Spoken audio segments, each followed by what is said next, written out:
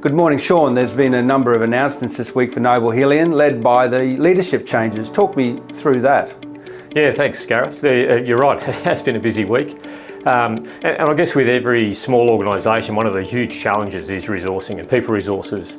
And, we're in that boat as well. And so what we've tried to do here is to reorganise ourselves a little bit to get some round pegs in round holes, so people are really focused on the things where they add value and can be really effective for us. So the changes, I'm going to take over looking after the budget, corporate, that sort of stuff.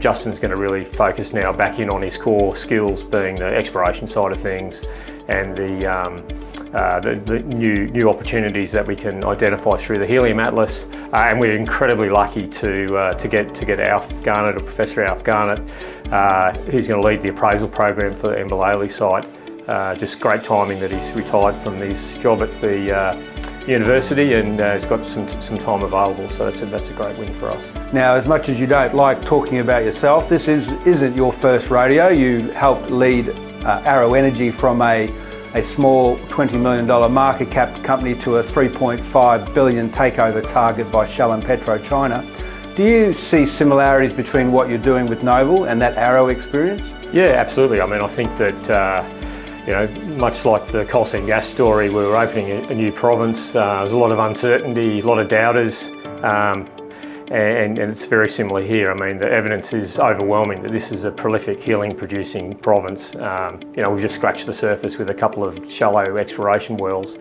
There's a lot more to do, and yeah, hopefully we'll be overnight success like Arrow, but with less than the 10 years of work it took there.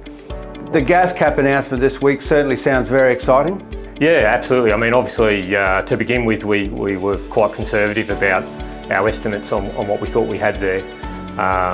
And unfortunately, as the way the rig was set up, first hole in that basin, we weren't in a position to test that when we saw it initially in that well. But certainly to go back now, the guys have gone back, integrated all of the well data with our existing seismic and other depth data, etc., and been able to really more accurately map what we think the potential of that gas cap is. And at this point looking very promising, and certainly has the potential to get us down the path to monetisation, which is obviously a goal of ours. It's all good finding it, but turning it into money is the key thing. Now, the gas cap is just scratching the surface at North Rukwa. Just how vast is the reservoir at the project? Yeah, I think that the evidence, not just from us, but from Helium 1, who are drilling to the south of us, the geological survey, historical data from hot springs, etc. All the evidence is very pointed that this is a prolific helium producing system, and we obviously saw that in our wells as well. We only drilled the top third of the basin, so just the lake beds. There's several other zones deeper. And definitely those are targets for the longer term for us that we need to work on. And part of Justin's role, moving now to more focus on exploration, is to really work those up to drillable status and get ourselves positioned to do something on that front. But yeah, it's little doubt this is a unique, prolific helium producing system, unlike anything else in the world. Now, in a perfect world, it may well be that you can monetise that gas cap. What would that involve? So obviously the appraisal work that we're about to do going forward, just to actually sample that gas and flow it. That'll then give us a basis for a commercial development. The great thing here is obviously it's reasonably shallow.